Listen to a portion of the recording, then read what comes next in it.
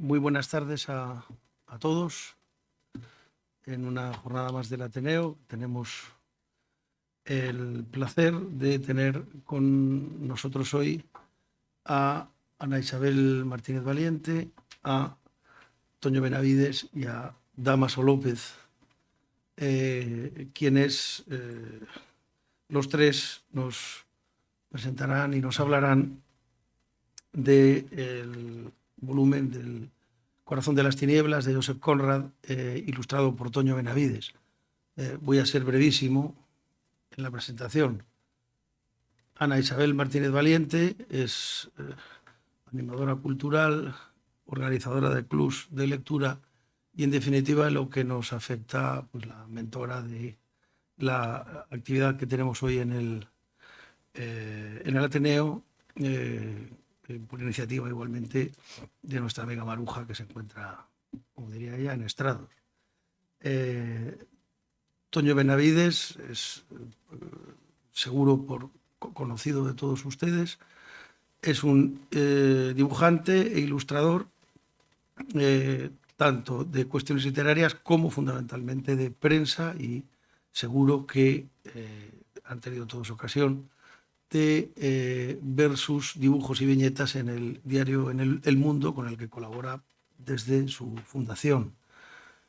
Y Dámaso López es catedrático de la Universidad Complutense, catedrático emérito en este momento, de lengua inglesa, especialista igualmente en literatura inglesa, traductor de importantísimos autores en esa lengua. En la actualidad desempeña el puesto de director de la Fundación Comillas, ubicada en la localidad del mismo nombre, y es un magnífico conferenciante al que hemos tenido la suerte de escuchar en esta casa en varias ocasiones, y muchas de ellas relacionadas con importantísimas obras, como digo, de la literatura inglesa. Sin más, le doy la palabra a Ana Isabel para que haga la presentación de Toño Benavides e incluso de Dámaso. Perdón, Sí, por su orden, a Dámaso. no, no es el orden, es simplemente que habíamos pensado cómo Bien, hacer pues ya está. la presentación del libro y Ana Isabel ha dicho bueno, pues que lo haga yo. Entonces yo soy muy obediente. Y probablemente les va a decepcionar lo que voy a decir después de la presentación tan bonita que ha hecho Galisto, Sí. pero voy a intentar hacerlo lo mejor posible. Yo creo que hemos pensado, en primer lugar, una ilustración del Corazón de las Tinieblas es una lectura, una interpretación del Corazón de las Tinieblas. Y tenemos con nosotros a la persona que ha hecho esa lectura y esa interpretación, que a través de, digamos que ha traducido la novela a las imágenes que a él le parece que mejor representan. Como no hay objetividad que reproduzca las palabras de la obra, el autor ha tomado la iniciativa de explicarnos qué es lo que él lee en esta novela. Entonces, esa es la finalidad de que estemos aquí, Ana Isabel, el propio autor y yo mismo, el autor de las ilustraciones. Entonces, la idea que habíamos pensado, en primer lugar, para que sea más comprensivo lo que tenemos que decir y quizá más atractivo, es ir viendo sucesivamente las láminas mediante las cuales él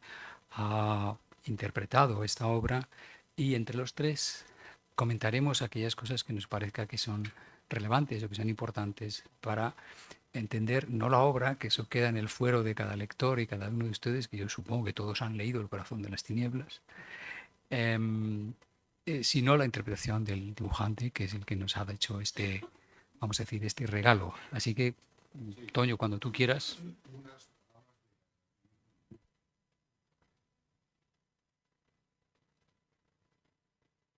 Sí, vale. Pues eso, unas palabras de agradecimiento al público que está presente en la sala, en esta sala del Ateneo de Santander, que nos ha prestado este espacio tan amablemente. Bueno, al público que lo sigue en streaming también a través de la web del Ateneo. No me quiero olvidar de ningún nombre, a mis contertulios que se han prestado muy amablemente a acompañarme en esta presentación. Bueno, Ana Isabel Fernández, a Dámaso, a Ateneo, como ya he dicho, a Mercedes Ortega y a mi cuñada Maru García, que se ha molestado muchísimo y no quiero dejar de expresar un agradecimiento público a ella. Como ha avanzado Dámaso, tal como lo hemos acordado, vamos a ir pasando imagen tras imagen y sobre ese telón de fondo vamos a ir comentando cada una de ellas. Sí, muy bien. Y sin más, pues nada, nos lanzamos a ello y vamos a comenzar.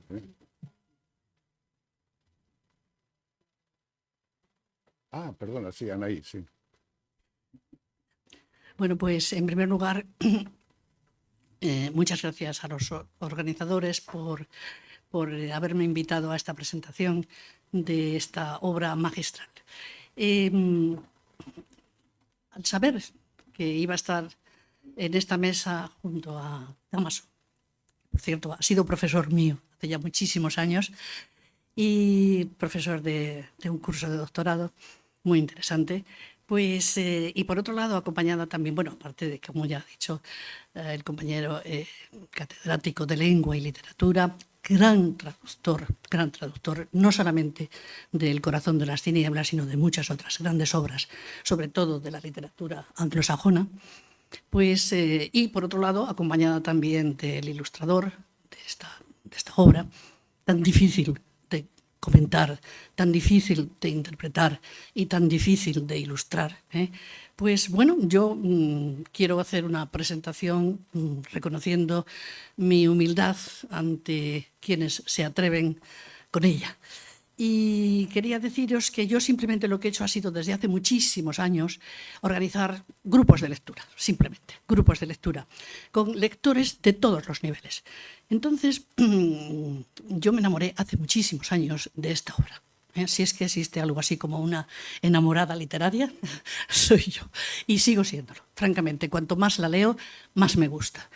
Y precisamente por eso en mis grupos siempre la he incluido en las programaciones, pero con notables fracasos, en el sentido de que es una obra que incluso para lectores medios, diría yo, lectores muy interesados, llega un momento en que puede resultar muy complicada. Es una obra efectivamente difícil, es una obra dura, es una obra compleja, es una obra innovadora, y además es una obra, si luego nos da tiempo lo explicaré, que tiene vida propia, que da pie a muchísimas otras actividades o interpretaciones artísticas, aparte de la literaria. Bueno, entonces, analizando este fenómeno de que gente, como os digo, acostumbrada a leer, que de repente encontraba esto complicado, pues me di cuenta de que quizá se necesitaban pautas claras de explicación, digamos, ¿no? Y estas son un poco algunas de las que yo creo que esta noche vamos a ir deslizando aquí entre todos, porque, vamos a ver, esta obra, para una buena lectura e interpretación, necesita, por un lado, de los expertos, por otro lado, de los que la interpretan, como por ejemplo Toño, que lo hace desde un punto de vista artístico, y necesita que se centre un poco, pues, cuál es el tema, el contenido, la forma es muy interesante, es decir, todos los recursos literarios extraordinarios que Conrad pone en esta obra y en toda su obra en general, también un poco el contexto histórico y social en el cual se escribe la obra, finales del XIX, y por supuesto también los cambios literarios muy interesantes que se están produciendo en ese momento, como es el modernismo. Bien, todos estos requisitos son interesantes a la hora, tenerlos en cuenta a la hora de analizar la obra. Y repito una vez más, por eso me parece muy interesante la labor de los expertos, la labor de los artistas que nos ayudan, que son las fuentes en las cuales nos basamos muchas veces la gente que luego tenemos que explicar esta obra un poco más a fondo. Bueno, como diría Italo Calvino, un clásico que es un clásico. Pues un clásico es una obra en la cual nunca se acaba de decir todo. Pues eso es un poco lo que le ocurre al Corazón de las tinieblas. Yo espero que con lo que vamos a ver esta noche aquí, pues nos ayude a comprender algunos aspectos difíciles quizá de la obra, ¿eh? Y bueno, esto es un poco mi visión. Gracias, señora Isabel. Gracias por esta introducción necesaria y, bueno, no sé, Damaso, si quieres una intervención personal tú antes de que comencemos a pasar las diapositivas, yo directamente simplemente nos lanzamos vemos a... las imágenes. Bueno, Yo creo que es lo que nos convoca hoy aquí. muy bien, pues como intérprete debo comenzar diciendo... Nada, yo no elegí esta obra porque este libro comencé a ilustrarlo como por iniciativa propia, es decir, más tarde el editor se prestó a publicarla porque, bueno, pues es un editor que se ha distinguido siempre por dejar un espacio dentro de su actividad al libro ilustrado y se ha distinguido precisamente por ello. Hablo de Reino de Cordelia. Las razones para elegir este libro no eran solamente, es decir, no dependían solamente de la potencia visual que sugería el texto. Es decir, es un libro pues centrado en los escenarios de la aventura, en fin, cargados de exotismo, que se prestan a un desarrollo pasional de la obra artística, de la obra plástica, pero esa no era solamente la razón por lo que yo elegí este texto. Este texto yo lo comentaba antes a Damaso y a Ana Isabel, que lo leí muy joven, demasiado joven como para sacarle partido, como para interpretarla correctamente o para entender todo lo que estaba ocurriendo. Sin embargo, pues como casi siempre ocurre, pues recibí un impacto que tuve que ir, desentrañando con los años. Y esto ha desembocado en esta versión gráfica, que, como digo, no la elegí solamente porque sea, digamos, un libro que ofrece la posibilidad de la representación de los escenarios exóticos de la aventura, sino porque si no hubiese elegido a Emilio Salgari o a Karl May, por ejemplo, ¿no? Pero claro, no hubiera recibido el mismo impacto, ¿no? En la lectura, ¿no? No se me hubiesen despertado las mismas interrogantes o la misma necesidad de ofrecer una versión poética, visualmente poética de él. Y bueno, esta es una mera introducción que quiero aclarar porque, en fin, me parecía necesaria. Y directamente vamos a pasar diapositiva por diapositiva. Están colocadas, no estoy seguro de que estén en el orden en el que sucede la narración, pero yo creo que sí, que están al menos la mayoría de ellas. Así que vamos a comenzar, obviamente, con el estuario del Támesis, la desembocadura, Gravesend, donde tiene lugar la primera narración de uno de los marinos de la Nelly, que no sé si es una yola o es una yola, pero que quiere decir un bergantín o quiere decir una goleta. Un barco de 2 palos, es una nave de recreo. Entonces ahí tiene lugar una primera narración que... técnicamente es un libro, de esto debería hablar Damaso y yo no quiero meterme en ese jardín, pero hay como un narrador triple en esta obra, que es por una parte Conrad, por otra parte el marino de la Nelly y por otra parte Marlowe. Entonces ahí empieza la narración y bueno, pues yo he interpretado como me ha parecido mejor ese posible estuario del Támesis, que bueno, pues, donde hay una serie de barcos esperando la bajada de la marea para la navegación transatlántica. Y bueno, pues como veis, para empezar, tengo que aclarar que técnicamente es un dibujo pues, casi de corte clásico, tendente al expresionismo, con gran profusión de contrastes de blanco y negro. Está resuelto con la técnica clásica del carboncillo y algunas otras licencias, que, en fin, en definitiva, todo lo que permita manchar un papel con tinta negra. Me pareció, además, adecuado el darlo en blanco y negro, no en color, De alguna manera el color en este caso me parecía una frivolidad. No sé, a lo mejor es una exageración, pero así es como lo sentí y así es como lo llevé a cabo. Bueno, yo te pregunté lo del blanco y negro porque realmente sí tiene su importancia dentro de la obra. Me parece una elección oportunísima. El escenario es este y la novela no sale de aquí. Mentalmente va a África, pero todo el relato ocurre aquí, en la desembocadura del Támesis, y se establece un paralelismo entre el río Congo y el río Támesis, y se establece un paralelismo entre el Imperio Romano y el Imperio Británico. Y el motivo desencadenante de Conrad para escribir esta obra es precisamente el hecho de que en la cartografía de la época, Londres es como una especie de agujero negro, acribillado de nombres.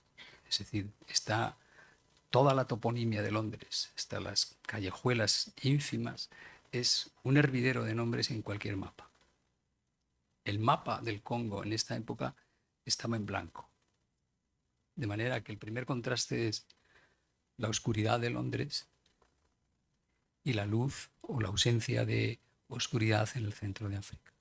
Esa es, digamos, la metáfora que le pide al autor desarrollar esto. En Londres se creen que son el faro del mundo, la luz que ilumina la conciencia del universo, y en África solo hay oscuridad. Pero los mapas dicen otra cosa. Y la obra es una exploración de qué es lo que quiere decir eso. De manera que, yo le preguntaba a Toño antes que si había sido una elección deliberada, y a mí me parece que el hecho de que sea en blanco y negro todas las ilustraciones rima muy bien con el espíritu de la propia obra. O sea que esto es, yo creo que una forma de entrar en la novela que nos permite entender esas dificultades de las que habla Anaí. Es una obra compleja, pero es una complejidad que a veces parece que digamos, muchas veces es casi más bien sencillez. Y el problema es que cuando uno cree que es sencillo lo que está leyendo no es nada sencillo. Es decir, es una cosa bastante complicada lo que hace el narrador. El narrador es un señor que ha estado en el Congo, ha vuelto y en una reunión de amigos los mantiene entretenidos en una velada. En esa velada oscurece. Es decir, que hablan al final en la más absoluta oscuridad. Esa es la oscuridad de la que habla Conrad. En definitiva, la obra es sobre la oscuridad que anida en el corazón humano. Por supuesto, Conrad no hace las cosas a medias y también el mapa de África en su conjunto tiene la forma de un corazón, vagamente. No es un corazón, pero sí puede tener la forma de un corazón. Entonces está continuamente remitiendo al corazón, a la oscuridad. Tampoco es el corazón de las tinieblas, es corazón de tinieblas, corazón de oscuridad. No es el corazón, es corazón de oscuridad el que tenemos todos. Es decir, la alusión del autor a través del título es: tenéis un corazón de oscuridad. Eso es que resulta ser África, pero que hay una transposición. Vemos en la obra cómo ese corazón es el que se abre, el que nos ilumina en esta noche oscura de Londres, para que veamos esa luz que se supone que había en África. Así que me parece que, volviendo al ilustrador, cierto el haber dado esta escena del estuario del Támesis. Sí, yo quería añadir a todo lo que ha comentado Dámaso, que claro, tened en cuenta que estamos también en una época de cambio desde el punto de vista de la literatura.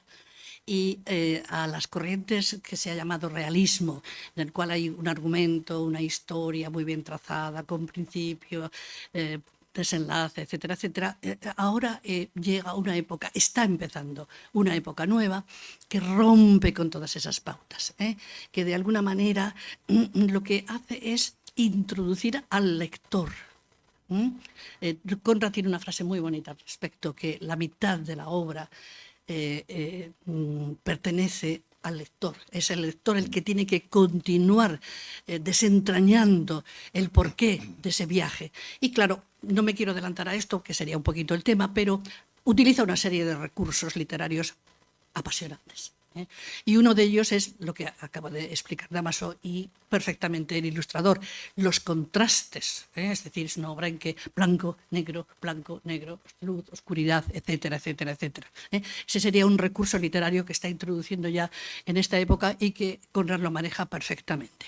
Entonces, quiero decir que vamos completando fondo, forma, etcétera, etcétera, para dar una serie de pistas, digamos, por así decir, ¿eh? Bueno, perdona, y lo del narrador es algo interesantísimo, porque claro, supuestamente hay tres narradores. Entonces, ¿quién cuenta la verdad? Este es el tema tremendo de esta novela. Todos a su manera y claro, ninguno. Todos también, ¿no? y ninguno, ¿no? Que ese es otro de las claves quizá de este libro tan enigmático, misterioso, ¿eh? Seguimos, sí. Bueno, esta ilustración corresponde casi al inicio del libro, cuando Marlowe visita las oficinas de la compañía en Bruselas, ¿no? Y allí, curiosamente, le reciben dos mujeres que están, ni más ni menos que tejiendo, sentadas cómodamente en una silla. Y esto tiene que ver con la visión de las mujeres que Conrad parece, digamos, expresar en el libro y en toda su obra, un poco, en fin, por la razón por la que se le ha acusado de cierta misoginia o cierta condescendencia o paternalismo. Pero a mí me pareció interesante reflejarla, aunque nos saca digamos, de los escenarios que vienen después en el África y todo esto, porque he leído que en alguna ocasión que se trata de dos figuras casi en fin, como las parcas griegas, o como, en fin, figuras que de alguna manera anticipan o están ahí para significar lo que va a venir después, o lo que, ¿no? Pero en todo caso, yo la interpretación que hago es que todo lo que está ocurriendo en África, todo eso que ya sabemos que ocurre, que es la rapiña más feroz, el genocidio, se hace para dotar de, digamos, una vida muelle y cómoda a este tipo de gente, ¿no? Representada por estas dos mujeres. No sé cuál es vuestra interpretación. Bueno, sí, en primer lugar, desde luego, nada de lo que dice Conrad en la obra sobre las mujeres va a hacer feliz a una feminista en el año 2025. Nada es nada. Pero no hace falta ser feminista tampoco. Es decir, que realmente las cosas que dice son un poco... Pero efectivamente, el hecho de que estén tejiendo... Vamos a entender que Conrad va a una oficina a que le hagan un reconocimiento médico. Y en la antesala hay unas mujeres que están tejiendo. Efectivamente, esto se ha interpretado tradicionalmente como las parcas. Y las parcas, en un sentido mucho más general, es que si estas mujeres cortan el hilo de la vida, aquello que depende de ellas muere. En este caso, el proceso de colonización del rey Leopoldo de Bélgica en el Congo belga. Que entonces, y para los que no se sepan toda la historia, pues esto es un spoiler, pero que es uno de los regímenes coloniales más atroces de la historia de la humanidad. Es decir, digamos, hay cifras, vamos a decirlo así. Entonces las parcas tienen esa función de aviso, ¿no? Es decir, que de ellas depende esa vida, si podemos llamarla vida, que se está desarrollando en un espacio colonial, que es lo que luego hemos conocido cuando Leopoldo se lo vende a los belgas como Congo belga, porque en la época era el Congo de Leopoldo, es decir, Leopoldo era el propietario del Congo. Había hecho una sociedad y había hecho un acuerdo con la Conferencia de Berlín para quedarse los títulos de propiedad del Congo. Es decir, que estas señoras eran un poco las gestoras de eso. Y evidentemente, claro, es que a Conrad le encanta el llenar sus relatos de figuras que muchas veces las saca de la mitología grecolatina. Entonces, que aparezcan las parcas es casi esperable en el caso de Conrad. Sí, claro. Se asocia. También, además, están al lado de la consulta, es decir, están al lado del médico. Es un poco también la persona que va a gestionar tu salud en un sitio como el Congo, de donde, por cierto, Conrad volvió con malaria, que ya le duró para toda la vida. Claro, es decir, cuando vuelve en un estado semifebril. Yo creo, y me aprovecho de este momento para decirlo, que la ilustración recoge una cosa muy interesante, y es que todo el libro tiene un aire como de delirio onírico.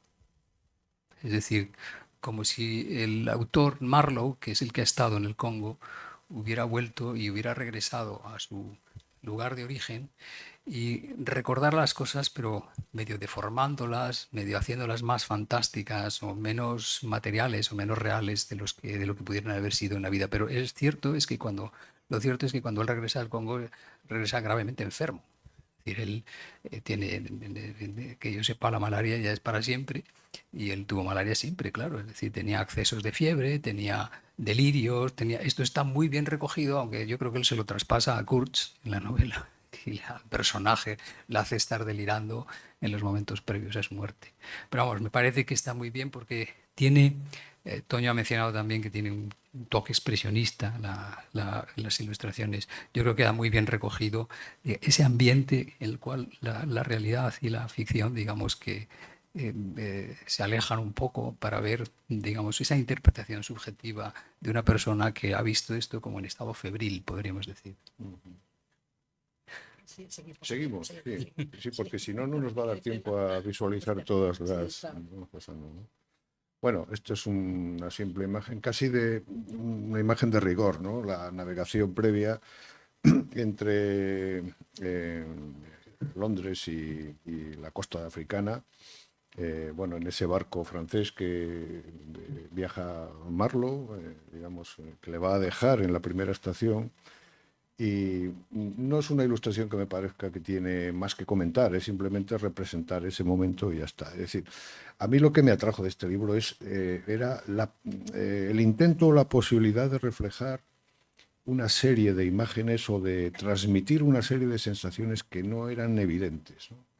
Tal como escribe y lo declara, y no me puedo resistir a leer un extracto donde Conrad explica su técnica a la hora de escribir y a lo que aspira.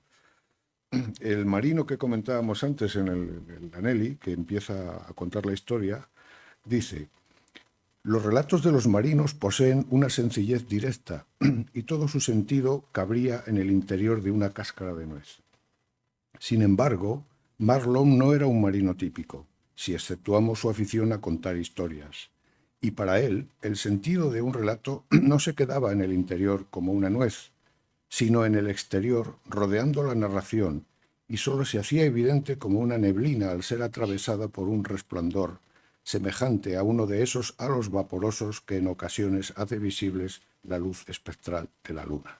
Es decir, nos está diciendo su técnica a la hora de escribir. Es decir, ¿qué pretende? Con una simple mención de una serie de hechos, crearnos la sensación de que está ocurriendo algo a nuestro alrededor, crearnos una atmósfera de inquietud donde no se hace evidente todo lo que está contando, pero que está ahí. Que fue la razón por la que yo me sentí impactado al leer este libro por primera vez. Es un relato que es un relato corto, pero uno tiene la sensación de haber leído una obra muchísimo más densa, donde está contando más de lo que parece al principio. Y ese fue el intento que yo quise llevar adelante en alguna de las ilustraciones, que no se corresponden con ningún momento narrativo del texto de Conrad, pero que sin embargo tratan de reflejar esa atmósfera enfebrecida, ¿no? Este no es el caso, es una simple, una ilustración de situación y ya está, ¿no? Podemos pasar adelante si no deseáis añadir algo más. Solamente una cosa, ha puesto un tema muy interesante hablando de lo que él se propone cuando escribe. Él habla de la verdad. Lo dice muy claro, dice, a mí no me interesa entretener al lector, no me interesa que el lector sufra o pase. Yo lo que quiero, lo que busco es la verdad. Entonces, eso es un tema, esa especie de honradez, por llamarlo de alguna manera, de Conrad, hay que tenerla siempre presente. No habla de la verdad objetivamente, por lo menos su verdad. Y su verdad es lo que él vio allí. Bueno, muy rápidamente también. La cita afecta a cómo está percibiendo Conrad, narrador, lo que está contando Marlowe. Y lo que está diciendo Marlowe es: estoy hablando de ustedes. Se lo está diciendo a los que le escuchan, de la misma manera que hoy el relato se dirige a quienes se sientan en esta sala. Es decir, en realidad esa percepción que se puede llegar a tener de lo ocurrido es a través de este relato de un señor que está hablando como una suerte de trance y que al que el propio narrador, Conrad, caracteriza como un Buda. Bueno, no Conrad, sino el que hace de interlocutor, el que ha escuchado las palabras como un Buda, lo cual es muy interesante porque Buda es también la persona que digamos, emprende un camino en búsqueda de la verdad. Y la verdad es finalmente el propósito último de Marlowe cuando quiere llegar al fondo de la cuestión. El fondo de la cuestión es llegar a la estación en la que hay un comerciante, un traficante de marfil que ha enloquecido. Sigamos. A ver, hay una serie de ellas que yo he intercalado con, en fin, pero que no tienen digamos, mucho mensaje que ofrecer más que la simple mención de la selva, de esa naturaleza desbocada y ominosa que está presente como un personaje más en todo el libro. Pero vamos a seguir. Bueno, esta ilustración pues está realizada al hilo de un momento concreto del texto donde Conrad habla de los árboles como... Vamos a ver, no sé si lo cito textualmente, desde luego que no, pero hablando de los árboles como de tiempos en los que los árboles eran los reyes del bosque o de la naturaleza, algo así. Tú, Damaso, sabrás, y Ana Isabel seguro que también, a qué momento me refiero, y está intentando representar precisamente ese momento. Es un momento de la navegación hacia la última estación de Kurt. Y bueno, pues el pequeño vapor, etcétera. En fin, los elementos de rigor están ahí representados y no tiene mayor intención que esa. No sé. Sí, no. Es cierto, es decir, él habla de un momento de regresar casi a un momento prehistórico. Y yo creo que está bien captada la imagen. Es decir, que él se propone un viaje que no es solamente físico, desplazarse a lo largo de un río en contracorriente, sino que se propone describir un viaje en la historia. Y en la historia lo que viene a decir es que no sabe qué va a encontrar al final del viaje, pero al comienzo, cuando hace una descripción de su travesía por el río, decía que era como regresar a la prehistoria. Pero fijémonos que el tiempo presente es el de Londres, el tiempo aludido es el del Imperio Romano, y él lo que quiere establecer es establecer el paralelismo entre el Támesis y el río Congo. Es decir, el Támesis fue una colonia, de la misma manera en que el Congo es ahora una colonia romana. Al establecer este paralelismo, él lo que quiere ver es el destino de los pueblos.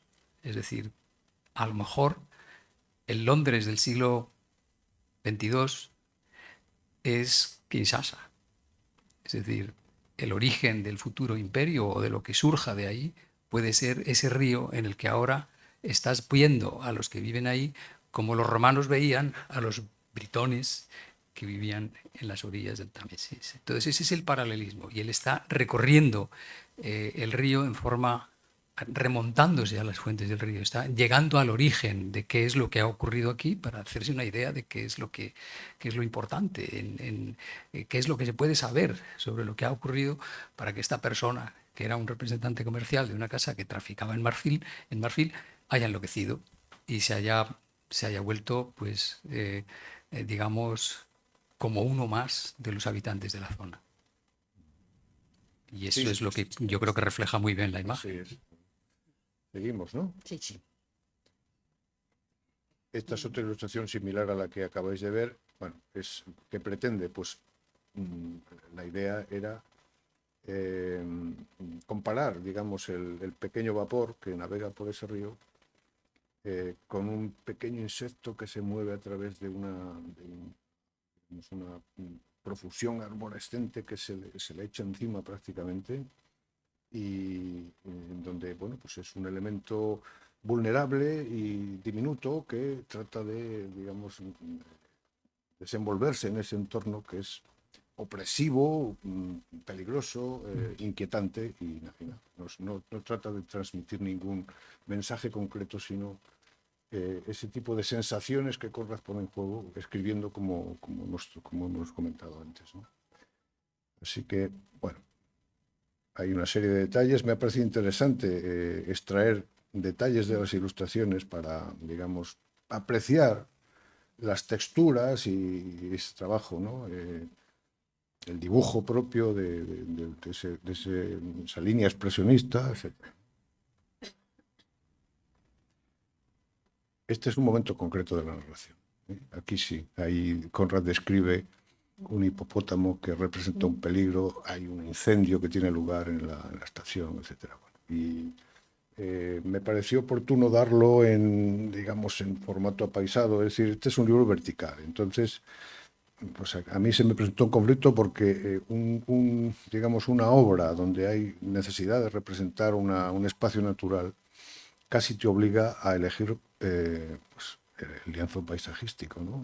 El formato apaisado y tal. Entonces esto obligaba digamos, a partir las ilustraciones por la mitad en el libro para darlas en el espacio completo de 2 páginas.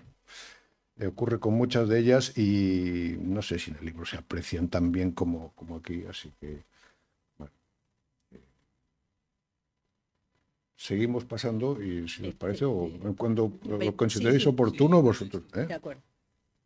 Detalles.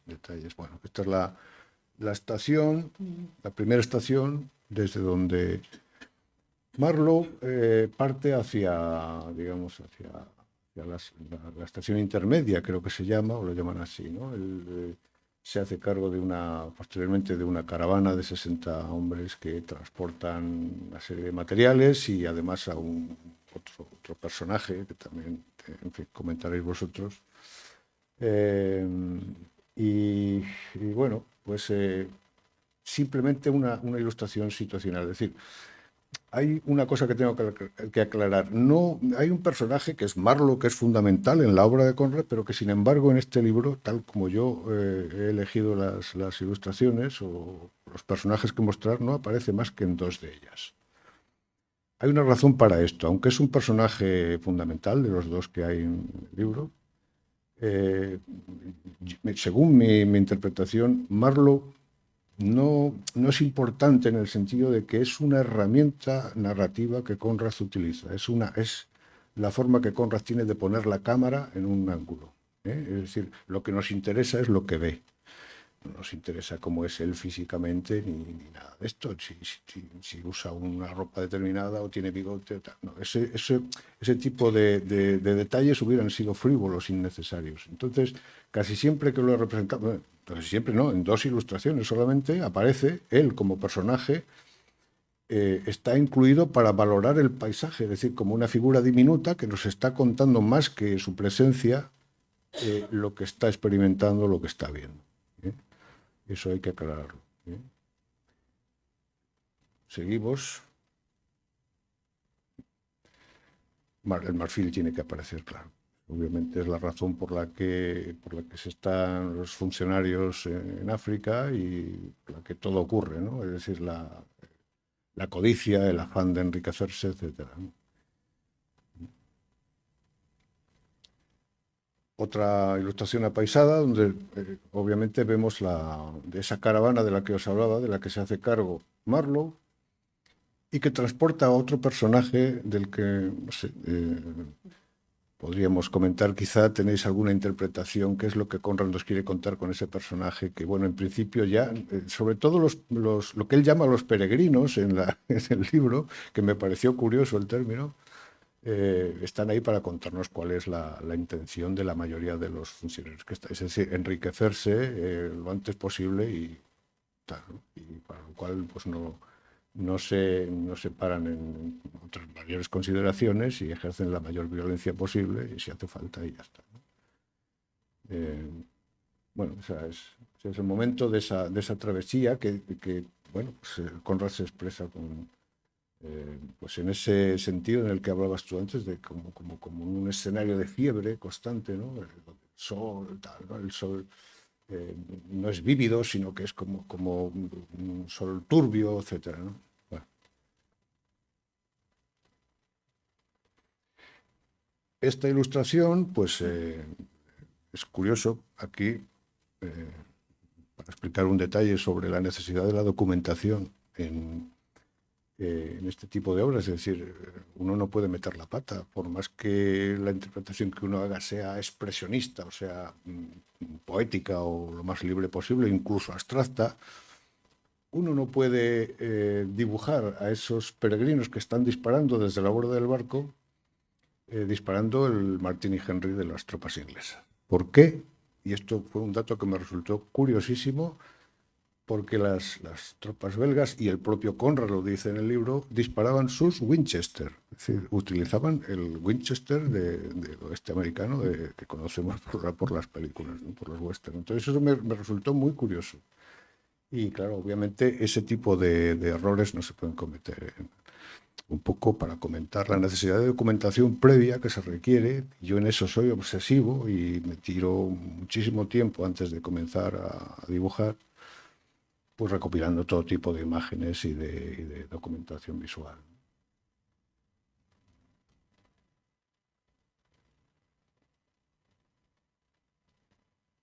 Bueno, esta es una ilustración que es a donde yo quería llegar, y no se corresponde con ningún momento narrativo, es casi un abstracto, ¿no? Por decirlo así. ¿Lo que pretende? Pues reflejar ese estado febril, esa experiencia que Marlowe tiene de esa aventura, más que narrar nada concreto. Es decir, ¿qué intenté aquí? Pues para que lo entiendan, en la versión cinematográfica de Coppola, de Apocalipsis Now, hacia el final de la cinta, hay una serie de imágenes cuando el barco de Marlowe se va acercando cada vez más a su destino final en el campamento de Kurd, que Coppola va resolviendo a través de una serie de transparencias donde hay imágenes que se van fundiendo unas con otras en colores ocres que van sugiriendo también ese estado febril, lisérgico. Y bueno, pues algo así, hasta donde es posible, en una imagen plana, he querido yo reflejar aquí, ¿no? Para trasladar ese sentimiento. Sí.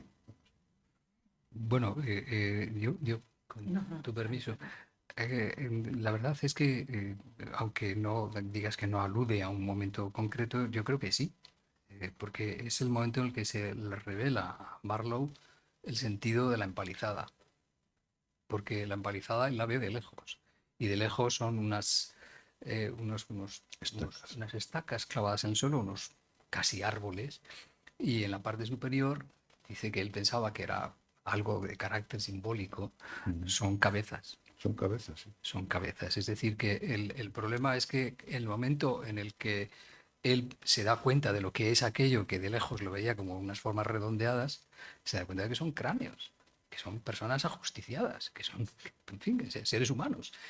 Y entonces recibe el sobresalto de que con los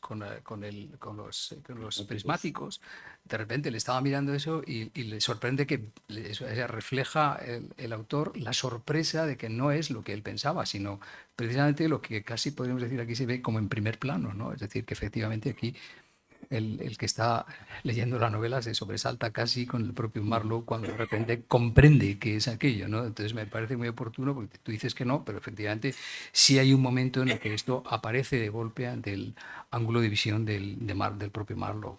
Así que sí me parece que desde luego tiene esa función, ¿no? Es decir, que se da cuenta en definitiva de qué es lo que está ocurriendo en este lugar. De todas formas habría que decir, pero esto ya es como una nota de erudición, digamos, esto no es propio de la cultura africana, sino de la cultura islamista. Es decir, no sabemos cuál es la fe, tampoco él lo desdibuja todo lo que puede, pero clavar una estaca con una cabeza en la parte superior, eso es una cosa que va desde esta zona de África hasta Uzbekistán. Es decir, que es de ese valor ejemplificante del castigo a través de la justicia, esto se ve aquí. Pero claro, a Conrad no le interesa. Le interesa más bien presentar un pueblo casi prehistórico que no está sometido a ninguna ley, que guste o no. Bueno, pues el Islam es una ley, digamos, que abarca todos los conceptos de la vida y por tanto tiene que es el valor ejemplificador de la justicia, que está diciendo a los que entran en el poblado, aquí hay justicia. y se ejerce así. O sea, que cuidado con portarse mal.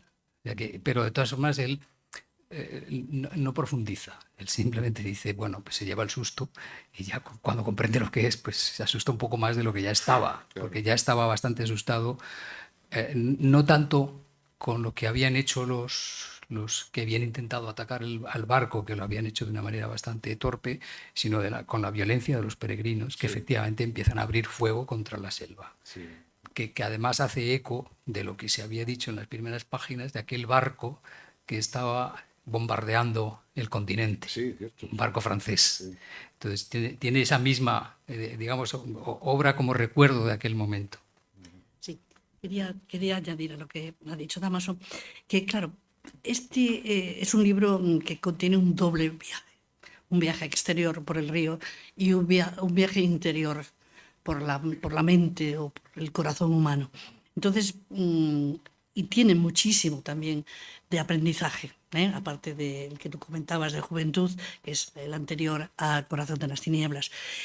Claro, todo esto ya son síntomas de alarma de lo que Marlowe empieza a intuir que está pasando. Todo, ya, de tus últimas ilustraciones y ya esta, es todo un aviso de muerte, crueldad, castigo, rituales antiguos, prehistóricos, en fin, un montón de cosas un tanto terribles, ¿no? Y Marlowe, dentro de esa especie como de, aparte de su visión un tanto onírica, efectivamente, también es un hombre muy que duda mucho. Todo el uso de las interrogativas en esta novela es tremendo. Todo el tiempo él se plantea qué pasa, qué es, qué son esos ruidos, qué hacen esos personajes que veo por ahí en la oscuridad, esos aullidos, esos gritos, qué significan, qué hay detrás de esto. ¿Es algo místico, es algo religioso, son rituales antiguos? En fin, y todo eso Marlowe lo está percibiendo ya. Aún no hemos llegado al centro, aún no hemos llegado a Kurth. Se habla mucho de ese agente, pero son como síntomas de acercamiento, pero aún no sabemos lo que está pasando ahí. El aprendizaje o ese paso previo, digamos, está siendo terrible para él, para Marlowe. Marlowe es un personaje muy interesante, por otro lado. Yo creo que su duda es nuestra duda. Sí, claro. A mí, por lo menos, me pareció. Es decir, ¿qué pasa aquí? Que donde se me descoloca todo mi mundo civilizado, donde ya no entiendo nada. Empiezo a no entender nada.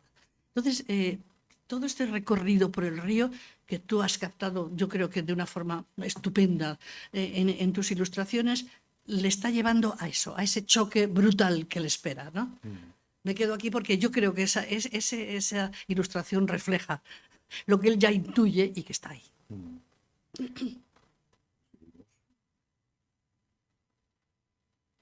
Son detalles de esta anterior. La naturaleza contribuye muchísimo, claro, a todo esto. Una similar, que esta es similar a la anterior. Simplemente trata de reflejar un momento también de esos rituales salvajes a los que se refiere constantemente, ¿no? Sí. Y que son en parte razón del panfleto que escribe Kurth, ¿no? Como por encargo de la compañía.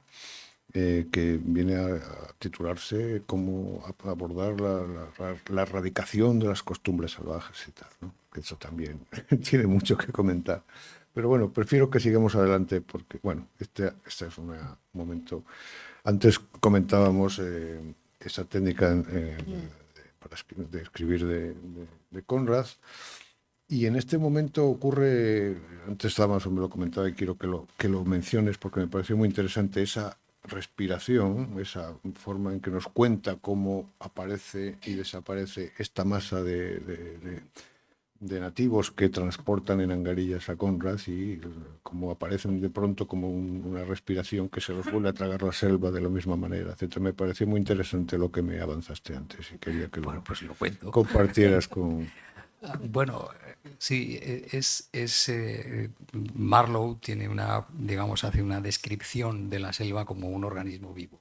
La jungla, la selva, no es solamente un lugar, sino que es un lugar que tiene como si tuviera una vida propia.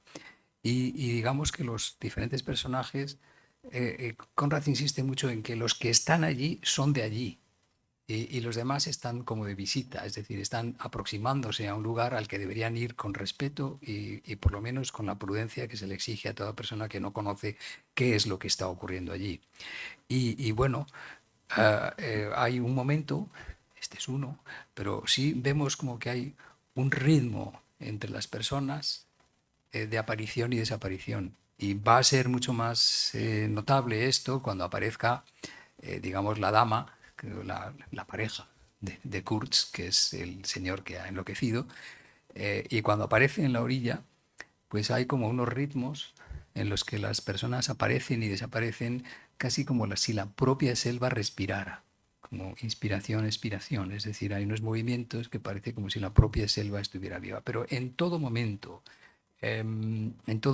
Conrad hace lo posible por comunicarle al lector que efectivamente no es solamente un grupo de personas en un sitio, sino que este sitio es la selva, este es su sitio y que ahí ocurren cosas con una rítmica, una lógica, una forma de movimiento, una manera de relación que no es la nuestra, que no podemos reconocer y que él describe con la extrañeza de que se sabe que está en un lugar que no conoce lo suficientemente bien como para saber qué es lo que está ocurriendo ahí. Él simplemente explica lo que él ve y lo que él ve es precisamente esa forma de relación que a él le choca y por tanto lo describe. Es decir, pensemos que si pensamos dónde están, bueno, pues ellos están parados en mitad del Támesis, no pueden moverse porque la marea no es propicia. Sin embargo, en el Congo hay una armonía de los movimientos que parece ser que es propia de la tierra y que no va a depender ni del barco ni de las mareas, sino que parece ser que allí las cosas se mueven de una manera diferente y hacen percibir al lector, por lo menos hacen percibir a Marlowe, que es lo que nos quiere transmitir a nosotros, que hay, digamos, una forma orgánica que da sentido a todo el espacio en el que se desenvuelven estas personas. Y aquí lo dejo. Me parece muy interesante esa coreografía, esa búsqueda de esa musicalidad sugerida a través de la forma de contar.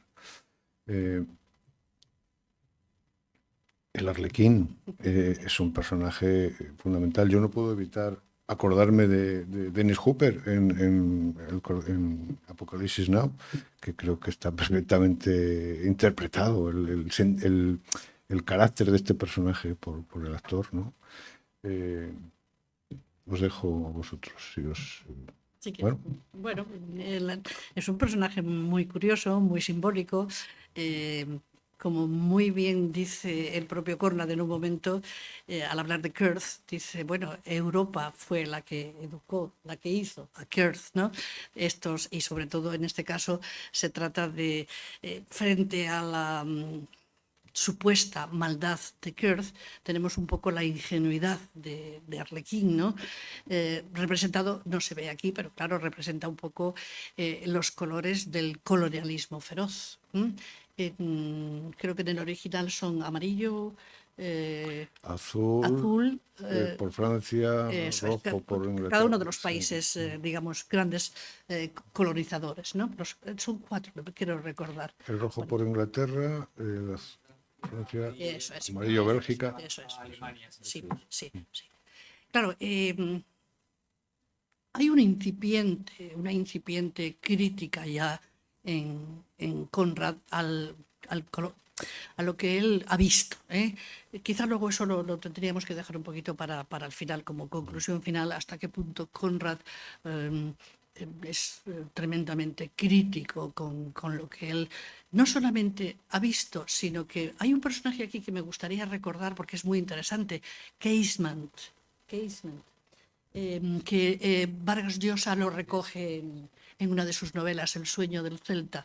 Este hombre, este personaje muy interesante, se hace amigo de Conrad, lo conoce allí mismo, en una de estas estaciones del Congo, y es el que ya le avisa y le dice, cuidado, que aquí están pasando cosas muy tremendas. Y es lo que Conrad va a comprobar. Y una vez que lo ha comprobado, escribe y lo lleva a tal, ¿no? Pero quiero decir con esto que, bueno, pues ahí ya empezamos con la crítica al sistema y a la colonización, ¿no? Un poco lo que para mí representa Sí. Arlequín. Bueno, en cuanto a este personaje, es un poco, si existe un dios o un rey, este sería el bufón, ¿no? Y es el papel que realiza, ¿no? Sí. Hay una frase asociada a este personaje que me resulta muy curiosa curiosa, quiero decir, relevante y reveladora sobre el carácter de que es un ruso que se ha perdido ahí y tal. Y dice, en un momento dado dice, fui lejos, fui un poco más lejos y luego fui tan lejos que ya no pude volver, ¿no? Bueno, yo diría nada más que hay muchos personajes, hay funcionarios que son un poco casi como modelo digamos, de los que criticaba Hannah Arendt, ¿no? Es decir, los que simplemente obedecían órdenes. De esos hay muchos. El señor que llega ahí en primer lugar está feliz porque ha conseguido que una muchacha del pueblo le planche bien las camisas. Entonces, claro, estos son los funcionarios, los que simplemente obedecen. Pero claro, los que están llevando la acción sobre el terreno se caracterizan de dos formas. Es decir, este es uno, es un payaso, y los otros son los peregrinos. Y los peregrinos son los que llevan el peso de la ocupación, los que llevan los fusiles, los que llevan, es decir, están absolutamente en todo el proceso, ¿no? Esto es así como los ve Marlowe. Es decir, esta es la opinión de Marlowe. Es decir, cuando lo ve, dice, es un arlequín. Sí. Pero ¿qué es? Bueno, pues en definitiva es un individuo que se dedica a pedirle limosna Sí. a Marlowe y se le lleva el tabaco, los zapatos y lo que puede pillar, ¿no? Es decir, es un aventurero. Bueno, seguimos.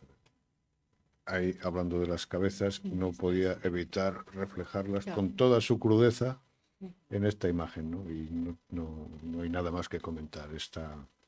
Es lo que Marlowe ve cuando observa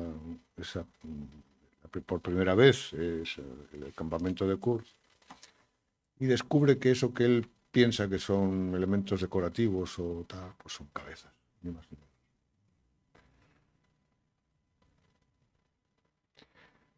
Pues la complejidad psicológica de Kurz había que representarla de alguna manera, es decir, un primer plano con esa expresión de enajenación que debo confesar que está realizada un poco a raíz de un retrato de John Malkovich, y esto tiene su porqué, y es porque John Malkovich llegó a interpretar el papel de Kurz en una producción para la televisión británica.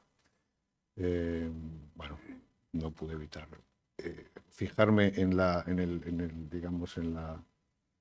fuerza dramática del rostro de Malkovich para realizarlo. Y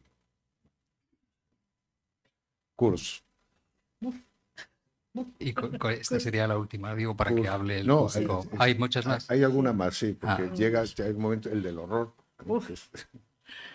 Yo creo que esta vale por el horror también, porque esta que es el momento del conocimiento, ¿no? Es decir, Kurz es la persona que se da cuenta de qué es lo que hace y para qué lo han puesto ahí. Y este gesto yo creo que lo refleja perfectamente bien, es la expresión del conocimiento. Lo interesante es, lo que señalaba antes Anaí, es que ¿quién es Kurz? Pues Marlowe hace todo lo posible para que pensemos que Kurz es todos nosotros. Dice, ¿quién ha hecho a Kurz? Toda Europa. ¿Qué era? Poeta, músico, historiador, es decir, es todo. ¿Y qué representa? Pues representa los valores europeos en su forma más acabada. Era un sindicalista, un pensador político, un filántropo, y un asesino, al final también. Es decir, que él es la perversión absoluta de aquellos valores que se supone que representaba. Y el enloquecimiento es la aceptación de Kurz de que finalmente él, como de verdad se reconoce, es en ese atractivo del pasado que lo ha convertido en rey de un pequeño poblado indígena en mitad perdido en el medio del Congo. Entonces yo creo que este es el dilema de Kurz, está muy bien reflejado en esta expresión. Bueno, es dificilísimo. El horror, ¿no? ¿Qué es el horror? Además es una palabra que ha hecho furor. Porque, hemos llegado al meollo de todo el libro. De la todo razón el libro, por la que es un mito. Sí. Además es curioso porque incluso en la prensa actual se sigue repitiendo el horror al reflejar una situación de injusticia total. O sea, la mejor palabra, lo que mejor lo define es el horror, el horror. ¿Y qué podemos decir de Kurz? Pues bueno, que efectivamente todo lo que ha dicho Dámaso lo resume perfectamente, y además esa otra, la atracción por lo abominable. Porque ¿qué hizo Kurz? Tampoco deducimos que sí, que hubo orgías, sadomasoquismo, todo lo que queráis, ceremonias, pero tampoco, en eso Conrad es tremendamente, no voy a decir que ambiguo, no, pero que logro, sin decir, sin utilizar términos específicos, hacernos entender, en cierto modo, el horror, ¿no?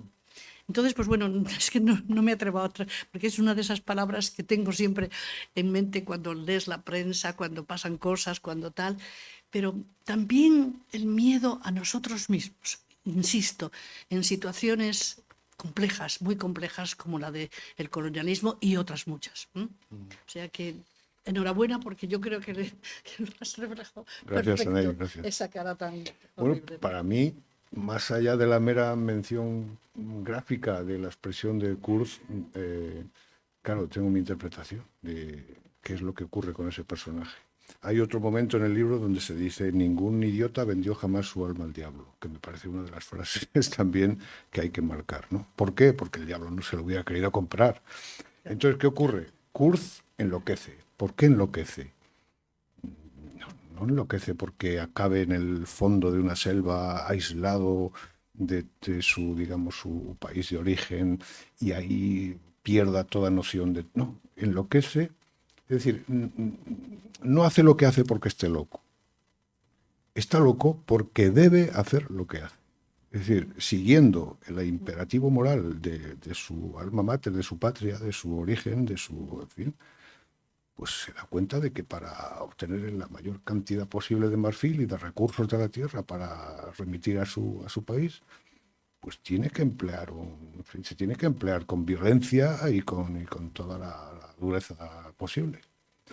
Entonces yo creo que al ser un hombre sensible, que recita, lee poesía, que diserta, que filosofa, tal, pues se produce un cortocircuito en esa mente que no puede, digamos, casar una cosa con la otra, casar pues la necesidad de obtener el máximo de marfil y al mismo tiempo justificar moralmente todo lo que necesita hacer para hacerlo.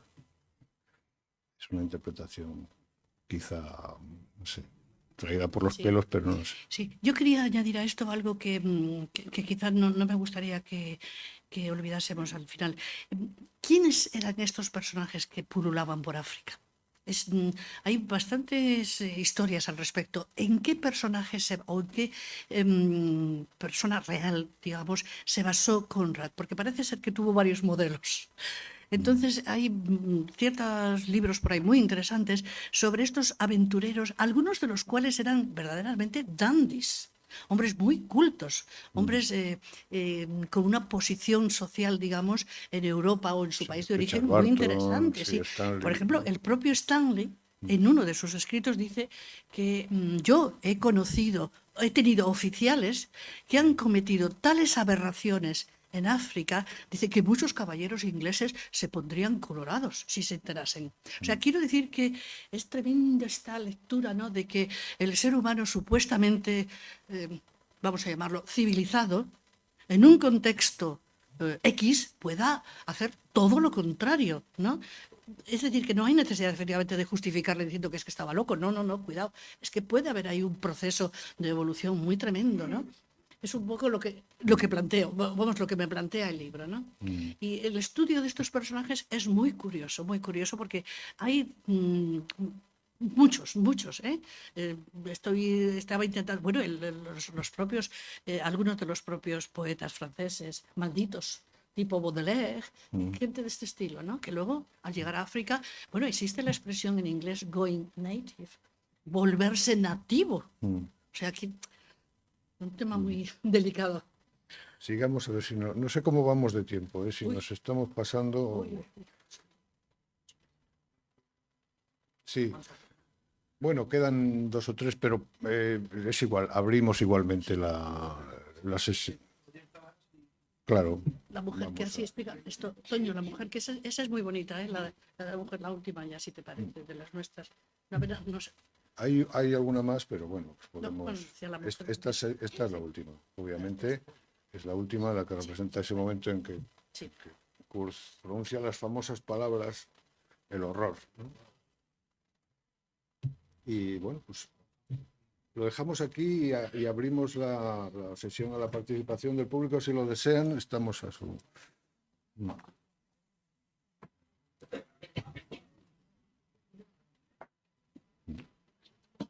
Muy bien. Bien, usted. Ah, Bueno. Pues nada.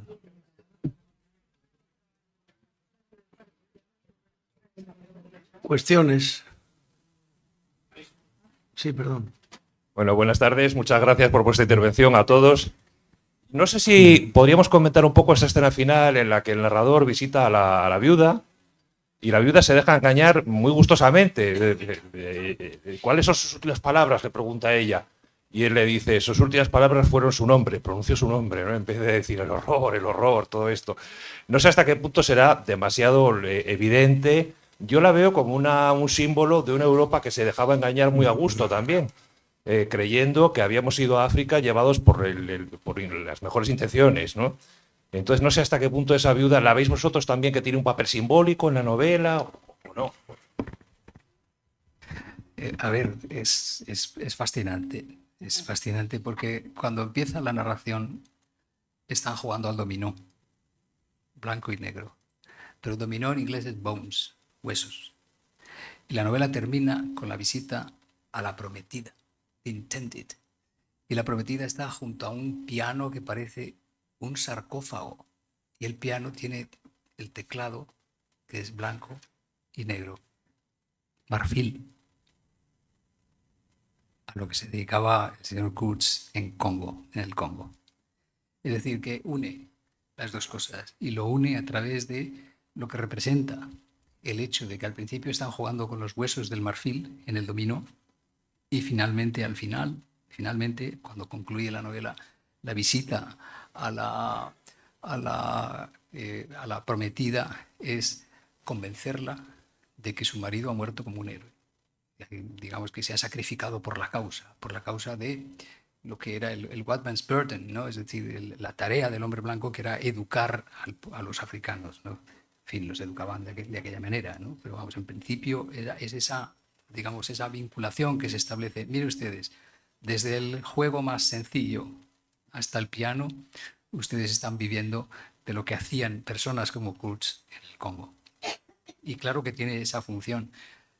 Otra cosa sería, ¿cuáles son las relaciones con la prometida en África y con la novia que deja en Bruselas y a la que no vuelve a ver nunca? Y eso queda, digamos que sobre eso el autor no dice nada, pero podemos imaginarnos cosas. Sí, si me permitís, es que tengo aquí una cita que refleja cómo vuelve Conrad de este viaje por el Congo. Vuelve muy mal. Y dice en uno de sus diarios o escritos, dice, una gran melancolía descendió sobre mí. El desagradable conocimiento de la más vil rapiña que seguro que ha desfigurado nunca la historia de la conciencia humana. Es decir, que he ahí, porque la mentira de la prometida, ¿no? Engañar un poco.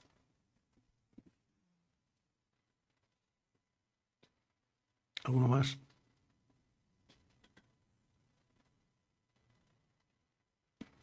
Los señores de la mesa. Eso quiere decir que hemos sido claros. Bueno, y pues ya, menos mal, ¿no? convincentes. Decirles que hay ejemplares del libro a su disposición si desean. Esto, como siempre, esto es la obligación de la casa. Tienen ustedes ejemplares del libro para adquirir, los cuales muy a gusto serán Firmados y y firmados dedicados. por el autor. Pues muchas gracias a todos. Enhorabuena a los intervinientes, especialmente a Toño Benavides, al ilustrador. Y de verdad pienso que tardes como esta justifican la existencia del Ateneo. Buenas tardes.